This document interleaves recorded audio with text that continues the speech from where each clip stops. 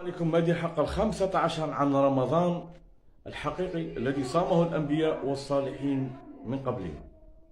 قوله تعالى: ونحن أيضا على أبواب شهر رمضان، هو شهر ثابت لا يدور في ليالي طوال من 6 ديسمبر إلى غاية 4 جانفي.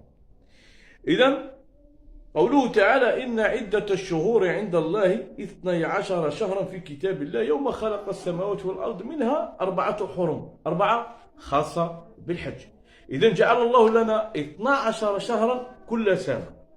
من تلك الأشهر يوجد 4 حرم خاصة بالحج. بعدها ماذا قال سورة البقرة؟ شهر رمضان الذي أنزل فيه القرآن، وليس سنة رمضان بل الشهر الذي أنزل في القرآن. الله تعالى قال شهر رمضان الذي أنزل في القرآن.